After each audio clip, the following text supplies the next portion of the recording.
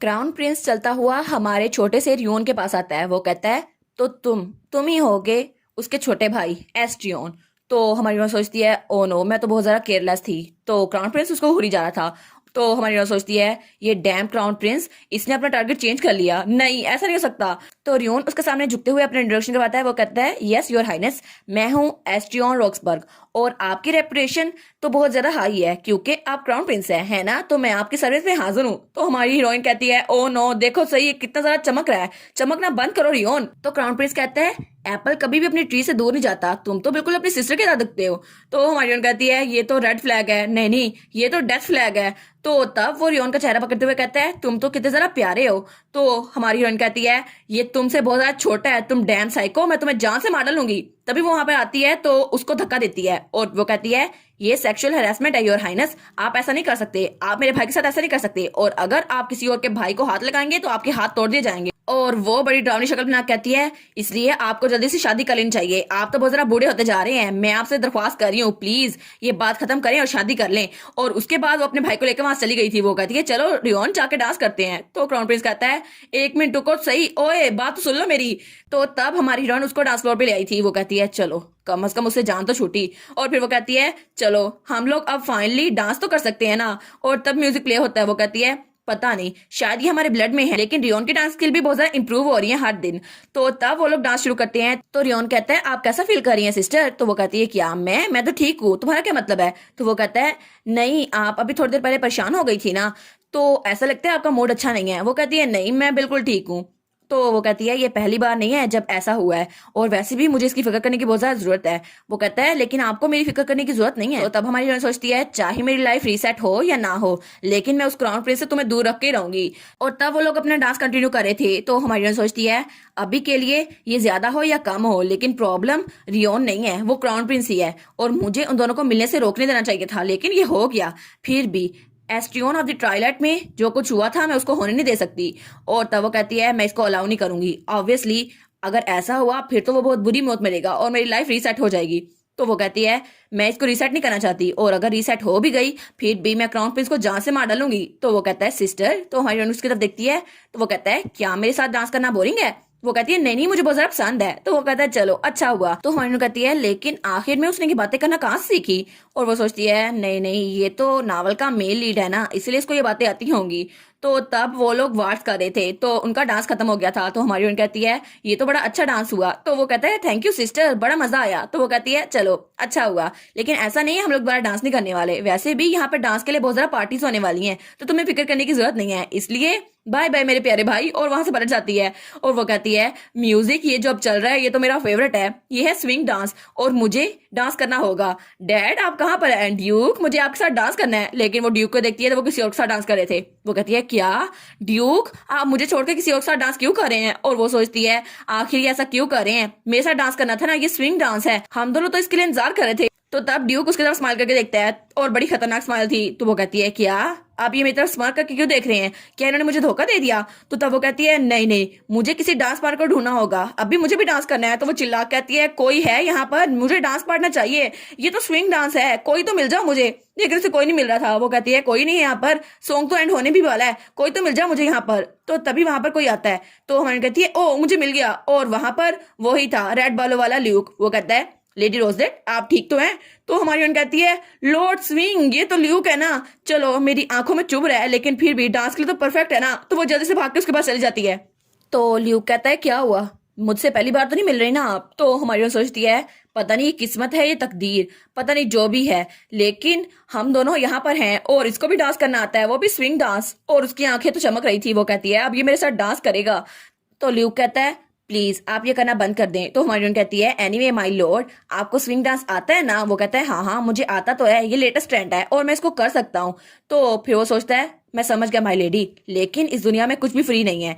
तो तब हमारी उसका हाथ पकड़ती है और कहती है परफेक्ट चलो डांस इकट्ठे करते हैं। वो कहता है एक मिनट रुकत सही माय लेडी, अगर आपको मेरे साथ डांस करना है तो जो ड्यूकटम में ब्रांच खोल रहे हैं ना उसके लिए। लेकिन हमारी उसकी बात ही बुरी नहीं और उसको घुमा देती है।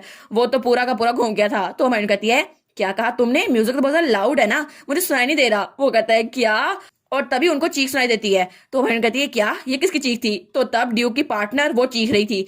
तो हमारी कहती है ये स्क्रीम तो वहां से आ रही है, लगता है मेरे डैड ने जानबूझ के ये किया ताकि टेक्निकी वैसे मैं उनको देख सकूं। तो ड्यूक उसकी तरफ स्माइल करके देखता है। तो हमारी सोचती है ये पागल तो नहीं हो गए, पहले इन्होंने मुझे अबंडन कर दिया और अब ये मेरे साथ लड़ाई करना चाहते हैं।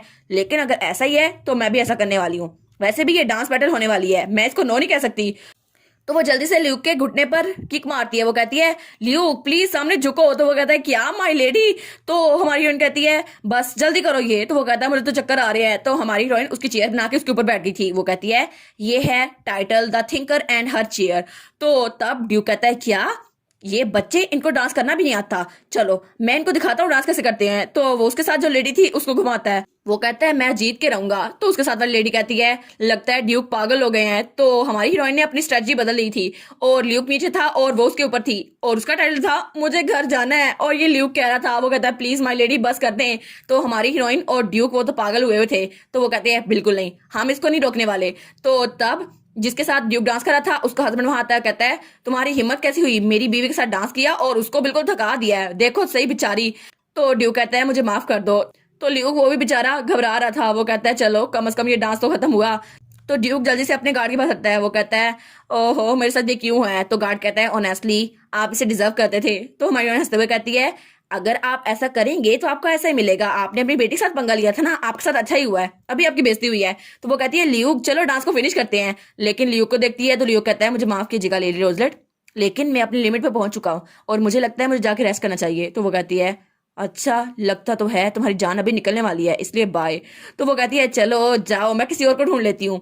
तो फिर वो कहती है वैसे भी ल्यूक के साथ अटैच होने में कोई फायदा नहीं है, बस अब तो म्यूजिक चेंज हो रहा है जैसे ब्लू हो। और तभी वहां पर कोई गिलास रखता है। तो वो कहती है इसका मतलब है कि मुझे किसी और के साथ डांस करना है। तो तब वहां पर उसका फियांसे था ग्लेन। वो कहता है माय लेडी। तो हमारी कहती है क्या तुम फ्री हो? वो कहता है नहीं ऐसा तो नहीं है। तो हमारी कहती है तुम मेरे सामने झूठ नहीं बोल सकते और वैसे भी यहाँ पर कोई फन नहीं है, अगर तुम्हें किसी के साथ डांस नहीं करना तो यहाँ पर आई क्यों हो? और मैं तुम्हें यहाँ पर लेके आई हूँ तो शायद मुझे तुम्हारी देखभाल करनी चाहिए। तो वो उसका हाथ पकड़ते हुए वहां से कहती है तो मेरे साथ आओ और कम से कम एक डांस तो कर लो। और फिर वो तो बहुत ज्यादा चमक रही थी। वो कहती है एक स्लो डांस जैसे ब्लू, ये तो बहुत ज्यादा अच्छा होगा तुम्हारे लिए भी।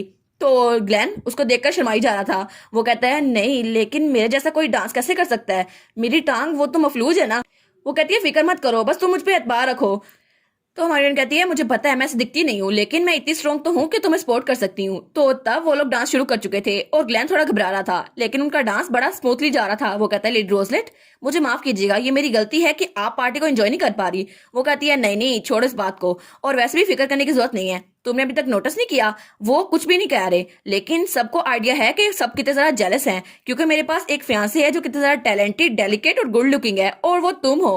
और इसके अलावा तुम्हें खुद में कॉन्फिडेंस रखना चाहिए स्पेशली अभी क्योंकि आफ्टर ऑल तुम इस वक्त स्टेज पर हो। तो वो कहता है जी बिल्कुल। तो हमारी कहती है देखा ये हुआ नहीं बात। और तब वो कहती है मैं बेसिक स्टेप से शुरू करती हूँ तो बस मुझे कॉपी करो। और वो उसे कॉपी कर रहा था। वो कहती है गुड ये तो अच्छा काम कर रहे हो। और फिर वो कहती है तो क्या हम इसको अगली बार अच्छे से ट्राई ना करें इकट्ठे? तो वो कहता है हाँ ठीक है, लेकिन तभी वो उसके पाँव पे पैर रख देता है। वो कहता है मुझे माफ कीजिएगा और वो तो बेचारा रोने वाला हो गया था। तो हमारी कहती है नहीं नहीं मैंने कहा ना ठीक है, वैसे भी फिक्र करने की जरूरत नहीं है, अगर तुम मेरे पाँव पे दोबारा पैर रख दोगे ना कोई बात नहीं। वो कहता है अच्छा ठीक है। तो हमारी बहन कहती है ये तो बहुत ज्यादा सैड हो रहा है। तब वो भी उसके पैर पे पाँव रखती है। वो कहती है अब खुश हो, देखा तुम तो बिल्कुल एक सॉफ्टी हो, मुझसे भी गलती हो गई। तो वो कहता है लेडी रोजलेट। तो वो कहती है हाँ, और सब लोग उन्हीं को देख रहे थे। तो वो कहता है मुझे माफ कीजिएगा लेकिन मुझे लगता है आपसे मिलना मेरी जिंदगी का सबसे बेस्ट डिसीजन था और जो चीजें मेरे साथ हुई हैं उसमें सबसे बेस्ट चीज यही थी कि मैं आपसे मिला। तो हमारी हंसते हुए कहती है ऑफ कोर्स ये सबसे बेस्ट डिसीजन था। और वो सोचती है मेरे लिए भी क्योंकि तुम तो ह्यूमन एक्सल हो ना। और इस तरह वो पार्टी अचानक खत्म हो गई और अगले दिन वो दोबारा से उसी काम में जुटी हुई थी पेपर वर्क में। वो कहती है रोक्सबर्ग फैमिली दोबारा से अपनी एवरीडे लाइफ में आ गई, लेकिन आखिर में ऐसा अजीब सा क्यों हो गया? तभी दरवाजे पे दस्तक होती है, कहता है यंग मिस्ट्रेस। तो तभी वहां पर कोई आता कहता है ये सारी आइटम्स आपके लिए ड्रेस की गई हैं और उसमें एक लेटर और बहुत ज्यादा पैसे थे। तो हमारी कहती है हाँ ये थीसिस ये तो मैंने मैजिक टावर भेजी थी ना और इसके साथ रिश्वत भी भेजी थी, लेकिन मैं 11 बार इसको भेज चुकी हूँ और हर बार ये वहां पर कबूल हो जाती थी, लेकिन इस बार ये पहली बार वापस आई है और पता नहीं ऐसा क्यों हुआ है। तो तब उस लेटर को खोलती है तो वो कहती है क्या इसमें क्या लिखा है। तो उसमें लिखा था हम इस मेल को वापस भेज रहे हैं क्योंकि जिस सेज की आप बात कर रही हैं ओसवर्ल्ड वो मिसिंग है। और ये लेटर भेजा था मैजिक टावर ने। वो कहती है क्या मेरे मास्टर वो मिसिंग है। और उसका मास्टर जो पहली लाइफ में उससे बहुत ज्यादा प्राउड था वो कहता है मुझे माफ कर देना लेकिन मैं तो गुम हो गया हूँ। तो हमारी कहती है क्या मास्टर आप कहाँ पर गुम हो गए। और इसी के साथ ये वाला पार्ट यहीं पर ख़त्म। तो आप लोग बताइएगा आप लोग को ये पार्ट कैसा लगा और वीडियो को लाइक और चैनल को सब्सक्राइब लाजमी कीजिएगा। बाकी वीडियोस का लिंक भी स्क्रीन पर नज़र आ रहा होगा तो काइंडली उनको भी चेकआउट कर ले। और thank you so much for watching my videos. Stay safe. Bye bye.